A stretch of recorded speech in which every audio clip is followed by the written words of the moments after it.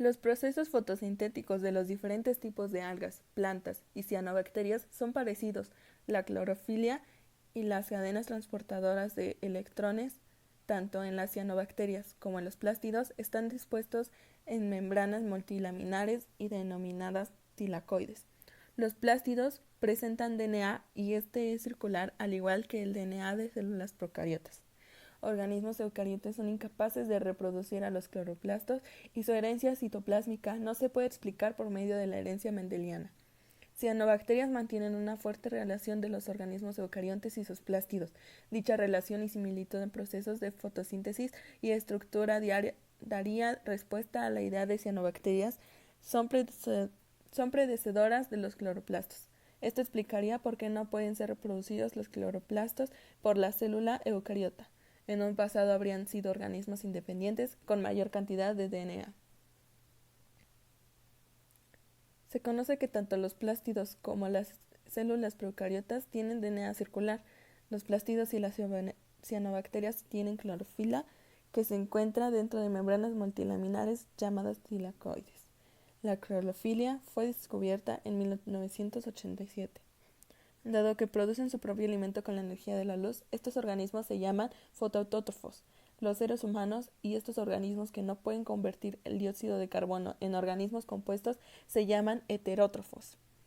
Pero se desconoce qué son las cadenas transportadoras de electrones, qué beneficios tiene la clorofilia en los humanos. ¿Qué tipo de fotosíntesis realizan las cianobacterias que es similar a las algas y a las plantas? Las cianobacterias y plantas realizan la fotosíntesis denominada oxigénica. Durante la fotosíntesis oxigénica, la luz transfiere energía del agua, H2O, cediendo electrones, generándose en ella dióxido de carbono, CO2, y produciendo hidratos de carbono. En esta transferencia, el CO2 es reducido, recibe electrones, mientras que el agua se convierte en oxidante, pierde electrones. En consecuencia, se produce finalmente oxígeno junto con los hidratos de carbono. ¿Por qué la clorofila se le denomina la sangre de las plantas? Porque hay 5 tipos principales, A, B, C y D, más una molécula relacionada que se encuentra en procariontes, llamada bacteroclorofila. En las plantas, la clorofila A y la clorofila B son los principales pigmentos fotosintéticos. Las moléculas de clorofila absorben longitudes de ondas azules y rojas, como se demuestra con los picos de los espectros de absorción anteriores. Las moléculas de clorofila se componen de una cola hidrófoba que le teme al agua, que se inserta en la membrana de tilacoide, y una cabeza de anillo de porfirina, un grupo circular de átomos que rodean a unión magnesio que absorbe la luz. Tanto la clorofila A como la clorofila B absorben luz. La clorofila A tiene una función única y crucial al convertir la energía de la luz en energía química. Debido a la función central de la clorofila A en la fotosíntesis, todos los pigmentos utilizados, además de la clorofila A, se conocen como pigmentos accesorios, que incluyen otras clorofilas. ¿Qué otro tipo de plástidos existen? Como en cualquier familia animal u orgánica, los plástidos no se quedan atrás, ya que este tipo de organismo tiene un esquema con diferentes funciones y tipos.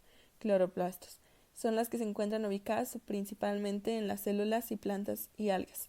Su función principal es realizar la fotosíntesis, ya que se encuentran alojados en los organismos eucariontes, encargados de las células fotosintéticas. Cabe mencionar que se encuentran recubiertos por 2 membranas concéntricas y poseen vesículas. Cromoplastos solo se encuentran ubicados en las plantas y algas. Son los encargados en sintetizar y por ende almacenar la pigmentación. En pocas palabras, son los organismos encargados de determinar el color rojo, naranja o amarillo en las plantas, frutas, entre otros. Dichos colores se deben a la pigmentación que se presenta en determinado momento, es decir, los granos que poseen el color rojo y las sactofilias que pigmentan el color amarillo. Leucoplasto. A diferencia del cloroplasto y cromosomas, los leucoplastos son totalmente blancos y se encuentran ubicados en las partes no expuestas al sol, es decir, las raíces, tubérculos, semillas y los órganos que almacenan el almidón. Durante el proceso de la fotosíntesis, ¿en qué etapa puede dividirse y qué procesos lleva a cada uno? La fotosíntesis oxigénica comprende dos importantes fases, la fase luminosa y la fase oscura.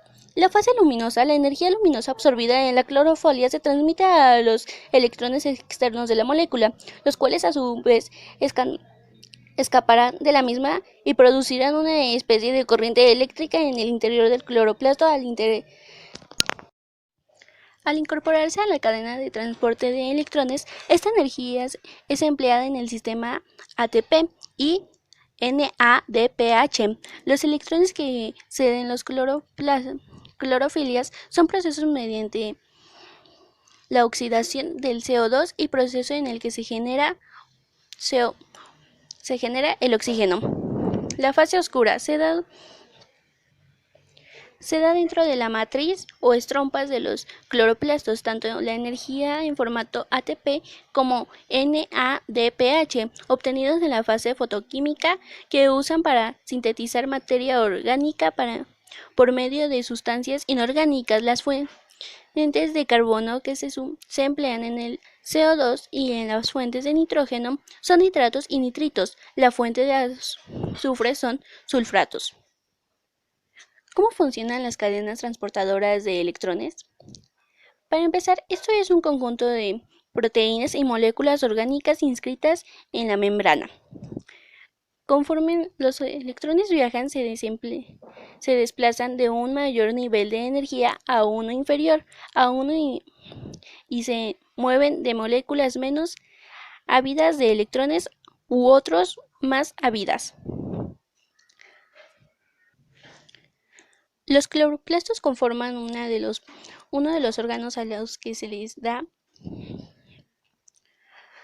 ha dado una posible explicación adentro de las células. Se conoce como cloroplastos. Cuentan con DNA propio circular, así como se presenta el DNA en células procariotas. Muchos biólogos, entre ellos Lynn Margulis, proponen que organismos procariotas trabajan en un proceso llamado endosimbiosis.